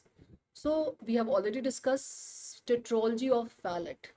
What would be the IV anesthetic agent of choice? What is the IV anesthetic agent of choice? Who will answer? Mist will answer? Yes.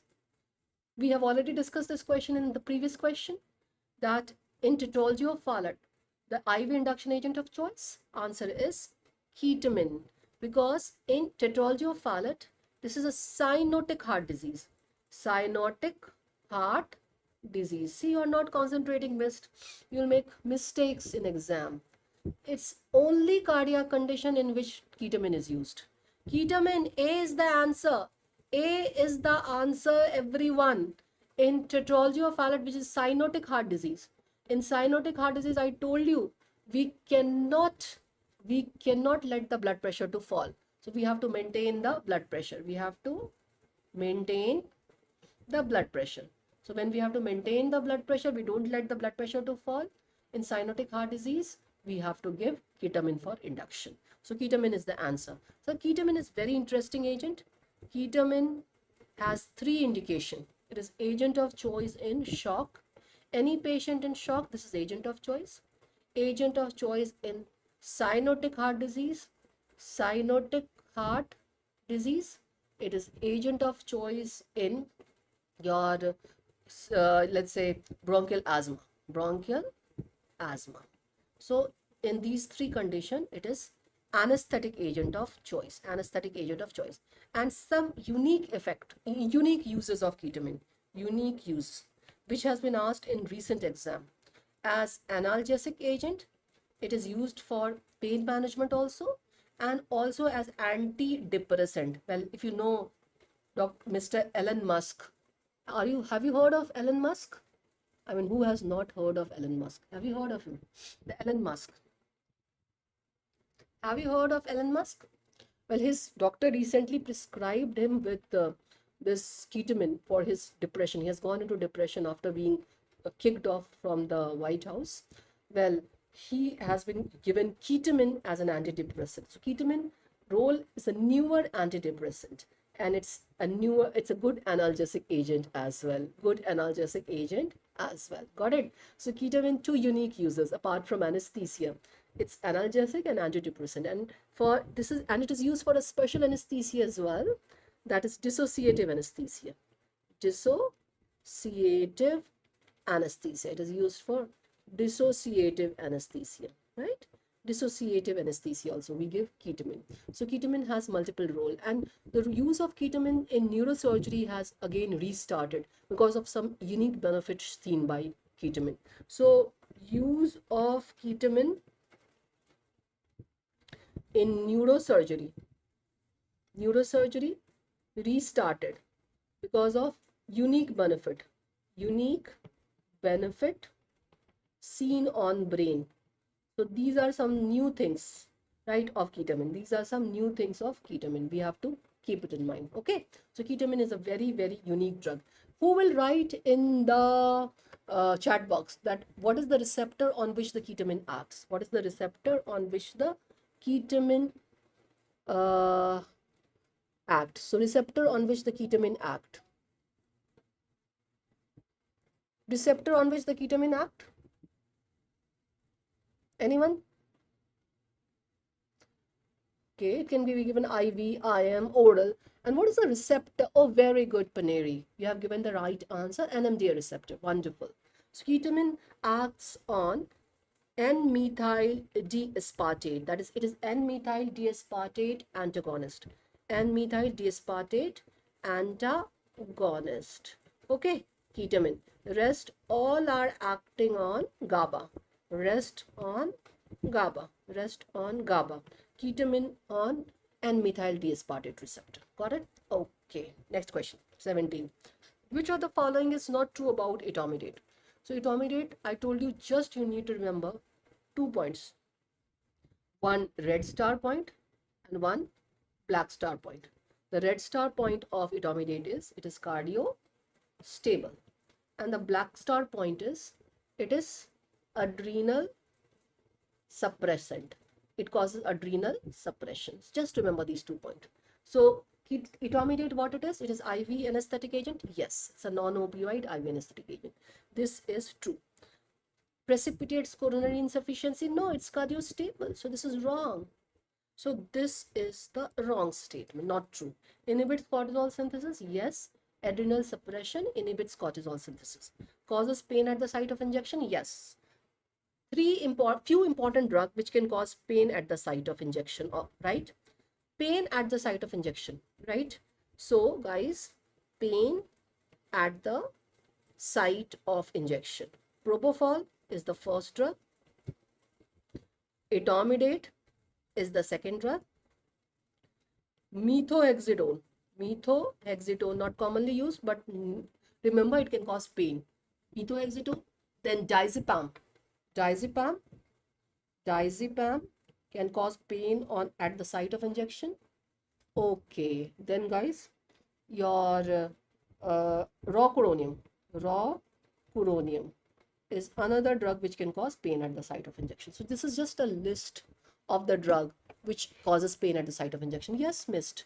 Etomidate is used in heart disease patient. Only for cyanotic heart disease we use ketamine. I'm telling you, only for cyanotic heart disease we are using ketamine for cardiac surgery. Only for cyanotic heart disease. For rest of the heart condition, we are using etomidate. Etomidate is cardio-stable. Etomidate is cardio-stable agent. It is a cardio-stable agent. Remember this. Okay? Understood? Okay. Next question. Okay. 18th question. Which of the following? So, Mist will answer this question. Which of the following is sixth link in chain of survival of patient in cardiac arrest and recent update of AHA guideline? So, which is the sixth link? Previously, it was 5 link. Now, it is the sixth link. Okay. So, guys, out of hospital chain of survival, out of hospital chain of survival, and in hospital chain of survival. We have to know these two chain of survival. Okay, so most of you are answering right. It is the recovery which has been added. Okay, so guys, out of hospital chain of survival, first chain of out of hospital chain of survival is call for help. So this is the mobile sign.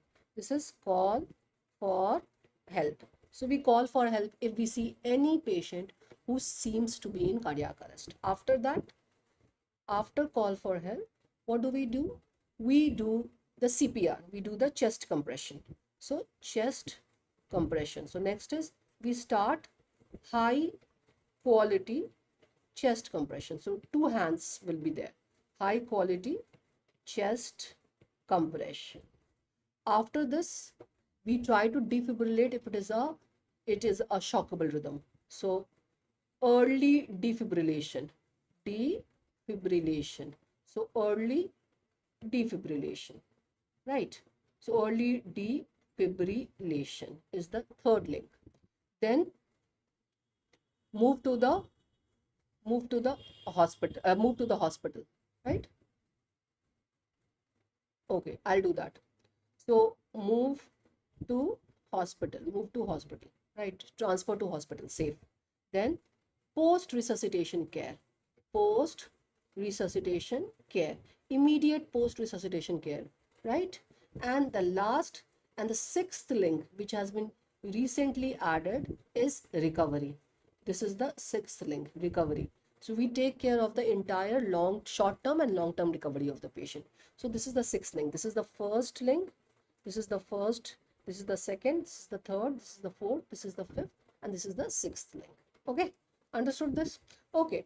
In hospital chain of survival, if the patient is admitted patient, the first is early detection and prevention of the cardiac arrest. Early detection and prevention. So before the patient goes into cardiac arrest, if we can detect and prevent it, well and good. If patient goes into cardiac arrest, then the same, we have to call for help. Code blue is activated. Then we have to start with chest compression, then early defibrillation, then post resuscitation care. Post resuscitation care and recovery is the sixth link. Patient is already in the hospital, so no need to transfer to the hospital. So this is the six links of in-hospital chain of survival. Important. Every link is important from exam point of view. So these are important. Okay. So coming on the 19th question. So this is the image which Harshit asked me. Okay. So this is the image. This is for out of hospital chain of survival. You can see activation of the emergency response, high quality chest compression, defibrillation, shift to the hospital for advanced resuscitation, post cardiac arrest care, and recovery. Okay. Okay, guys. Okay, 19th question from a very important topic, right? A 19th question is resume. Okay, the age is also 19, right?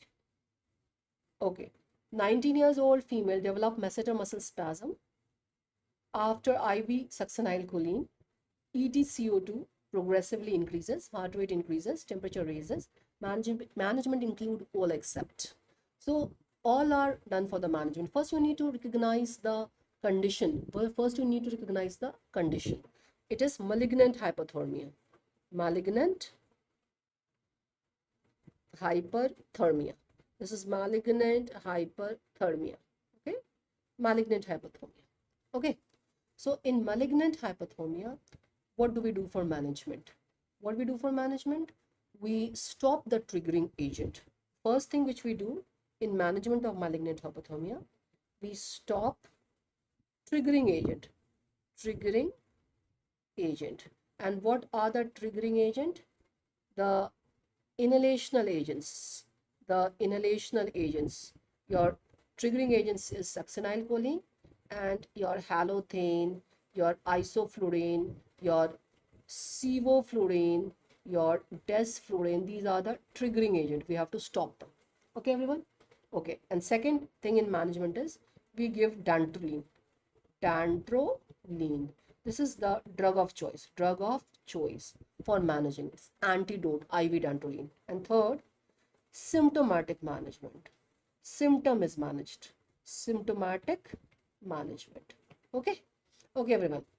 So start halothane to decrease the heart rate. This is incorrect. Halothane is the triggering agent. We have to stop it. Hyperventilate with 100% oxygen. Yes, we can do it to wash out the CO2 because hypercarbia is happening. Active cooling because the temperature is increasing, and IV dantrolene. So all these are done for the management. What is not done? Right. The halothane is stopped. It is not started. So remember, very important, malignant hyperthermia. So this is again something I expect anytime can be asked in exam. Malignant hyperthermia, what is most important? They ask triggering agent. So triggering agent, I told you, is succinylcholine, the most important triggering agent. Then inhalational agents. Inhalational agents what? Your halothane, your isoflurane, your sevoflurane, your desflurane, and rarely lignocaine. Then what is the clinical features? The clinical features of malignant hyperthermia is increased CO2, and because of increased CO2, increased heart rate, increased blood pressure, right? And your arrhythmias can happen, your increased temperature. Increased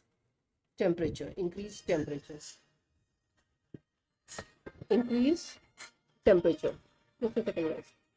These things, and because of muscle breakdown, the what will happen? Potassium can increase, acidosis can happen, then your rhabdomyolysis, your renal failure can happen. All this can happen in malignant hypothermia. Management I have already discussed. Management is you have to stop the triggering agent, dantrolene, and symptomatic management is what is the management. Keep it in mind. Now, what are the agents which are safe in malignant hypothermia? Anesthetic agents, safe.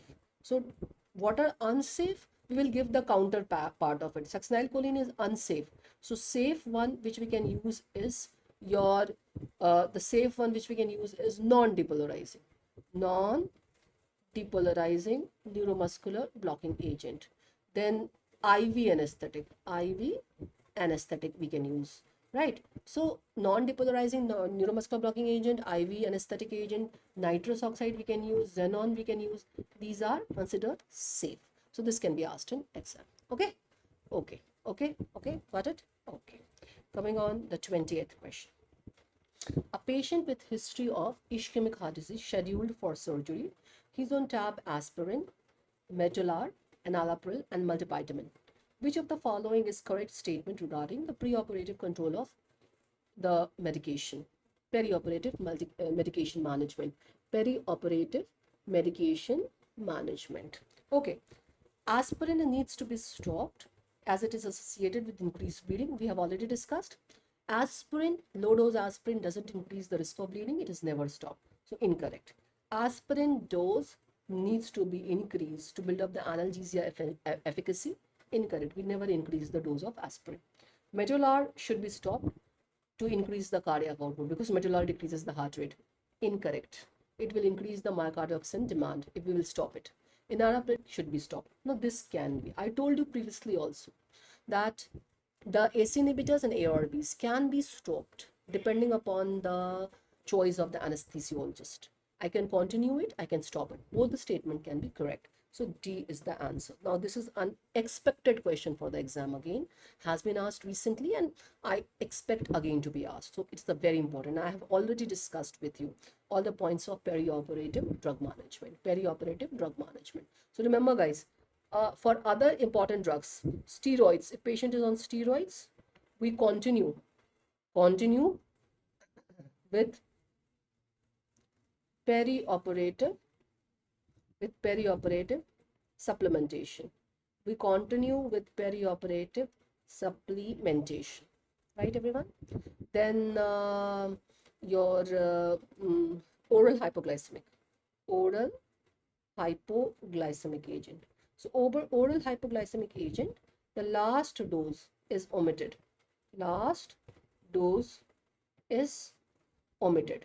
Right? Last dose is stopped.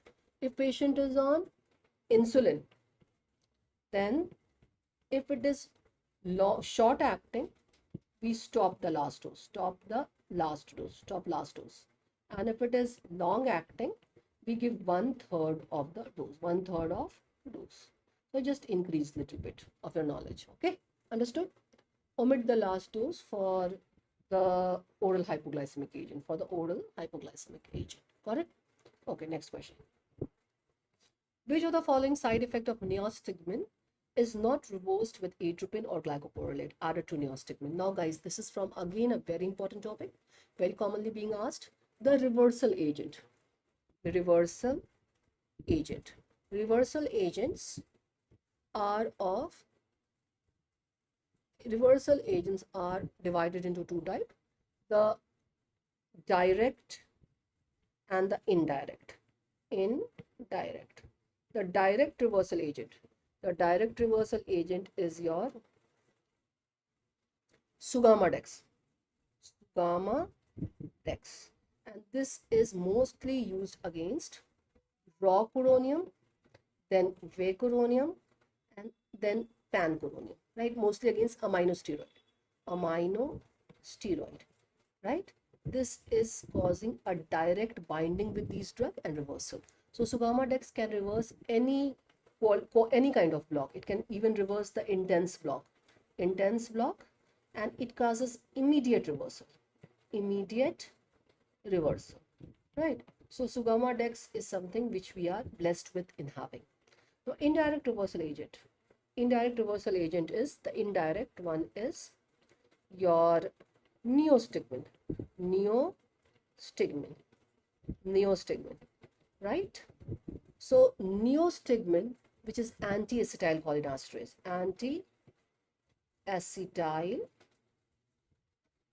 it is anti-acetylcholinesterase. Now this neostigmine, which is anti-acetylcholinesterase, what does it do? It increases the acetylcholine levels. It increases the acetylcholine levels at anywhere. It's anti-acetylcholinesterase. It will stop the metabolism of acetylcholine. It increases the acetylcholine levels. So we have acetylcholine present at neuromuscular junction, and that's why we are giving neostigmine, to increase the acetylcholine level for the reversal. But we have acetylcholine near muscarinic receptor also. So if I give neostigmine alone, it will be accompanied with muscarinic side effect. So what could be the muscarinic side effect of neostigmine? So muscarinic side effect of neostigmine. The muscarinic side effect of neostigmine is, number one, your bradycardia, because acetylcholine increased near the cardiac muscarinic receptor will cause bradycardia. Then your bronchospasm, then your increased secretion, right? These are all the muscarinic side effects: bradycardia, bronchospasm, increased secretion, right? To counteract these muscarinic side effects, what do we add? We add either atropine or glycopyrrolate, We add atropine or glycopyrrolate to counteract this muscarinic side effect. So let us see the question. Which is not the muscarinic side effect to be reversed by adding glycopyrrolate? Bradycardia, yes, it's a muscarinic side effect. Muscle weakness is not muscarinic side effect. It can happen due to the direct effect of neostigmine. If we give neostigmine in intense block, it can cause muscle weakness. It can contribute in muscle paralysis. So we don't use neostigmine. We only use it in mild block. Neostigmine is used in mild block. Excessive salivation, this is the muscarinic side effect. The bronchoconstriction is also the muscarinic side effect. So answer is muscle weakness. Expected question. Okay. Now coming on 22nd. A clinically relevant anatomical landmark in which vertebral level corresponds to Tuffier's line. What is something called Tuffier's line? Tuffier's line, or we call it intercrystal line. So who will answer? What is Tuffier's line? Tuffier's line, or we call it intercrystal line. Tuffier's line or intercrystal line between the anterior superior iliac spine. There is a line. This is called intercrystal line or Tuffier's line. Now this corresponds to L3, L4 intervertebral space in 80 to 90% of the cases. So when we give the this corresponds to L4 and L5 space, not L3, L4, L5. Okay. L3 to L5 could be the range. L3 to L5 could be the range. Okay. So L3 to L5 could be the range. Most common. L3, L4. This is in 80%. Sometimes L4, L5 in 20%. So L3, L4 in 80% of the patient. L3, L4 in 80% of the patient. So D would be the answer. So Chamalan, D would be the answer. L3, L4. Right, L3, L4 in 80%. L4, L5 in some 20% of the patient. So Tuffier's line or intercrystal line. Okay, everyone, understood this? So this is important. Okay, next. 23rd. A patient in ICU needs tracheostomy tube and is on endotracheal tube. Which of the following tube you will use? So patient is on mechanical ventilation in ICU and we need to put the tracheostomy tube. Instead of ET tube. We have to replace it. So if any patient on, we are putting on mechanical ventilation and we have to put the tube, we will put the cuffed tube. Cuffed tube is used for mechanical ventilation, right? Cuffed tube is used for mechanical ventilation, is used for mechanical ventilation. It is used for mechanical ventilation. Cuffed tube is used for mechanical ventilation. Got it? Understood this? So always cuffed tube, always cuffed tube. Uncuffed tube, tracheostomy tube is seldom used. Metallic tracheostomy tube is used for not for mechanical ventilation, right? And we have to replace the endotracheal tube. So no use. Fourth option is incorrect option. So cuffed tracheostomy tube, cuffed tracheostomy tube. Okay. Okay. Next question. The given image below shows neuromuscular monitoring after anesthesia. During anesthesia, what is the most commonly used nerve for monitor? Right? Most common nerve for neuromuscular monitoring. This image can be given and they can ask what nerve is being monitored. And they can simply ask the question without the image as well. And the answer is always the ulnar nerve. Ulnar nerve is the commonest nerve. Ulnar nerve, guys. Ulnar nerve. Ulnar nerve is the commonest nerve. A is the answer, right? This is the medial side of the forearm and we have which nerve travels? Ulnar nerve. So A is the answer. A is the answer. Ulnar nerve, ulnar nerve, ulnar nerve, right? So remember, for neuromuscular monitoring,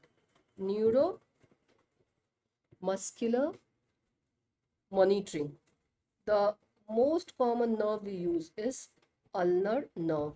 We stimulate the ulnar nerve and see the effect on adductor pollicis muscle. Adductor pollicis muscle. So this ulnar nerve is what is important. We see the effect on adductor pollicis muscle, ulnar nerve. Right, everyone? So ulnar nerve is the important for neuromuscular monitoring. Understood this? And the most common stimulus which is used is train of force stimulus. Train of force stimulus. So this is the most common stimulus used. Train of force stimulus. Train of force stimulus. Understood? Okay. Understood? Okay. Now guys, last question. So we have already discussed. So that's why I put this last question. Which of the following has highest mark, making it least potent? So please, this is just a practice question for what we have already discussed. Highest mark is of nitrous oxide. The mark is 104. This is incomplete anesthetic. Incomplete anesthetic agent. Incomplete anesthetic agent. Incomplete anesthetic agent. So answer is D. Answer is D. I don't know why you're answering A, Harish. The answer is D. D. Nitrous oxide has highest mark, 104. Nitrous oxide has highest mark, 104. It's least potent. It is incomplete anesthetic agent. We don't use it. We have already discussed it, that the least potent is nitrous oxide, then desflurane, then SIVO, then ISO, and then your halothane. So halothane is most potent. It has the lowest mark, and potency is inversely proportional to mark, right? So this is most potent, and this has the highest mark. So this is least potent. This has highest mark. So I have made this for MAC, right? So MAC, this is for MAC. Halothane, nitrous oxide has highest mark. Halothane has lowest mark. Halothane has lowest mark. This sequence is very important. This sequence is very, very important. Yes. So for MAC, highest is nitrous oxide, then your DES, then your SIVO, then your ISO, and then your halo. And for potency, the maximum potency is of halothane, then ISO, then SIVO, then DES, and then nitrous oxide. And guys, even more potent than halothane is methoxyfluorine. Methoxyfluorine. So this is, methoxy is most potent with lowest mark. Got it? So this is all about the 25 most important question which I wanted. So you asked for motivation. Now my only motivation which I want to say is, just guys, give your last best shot for these last few days, right? Don't think anything. Give your best.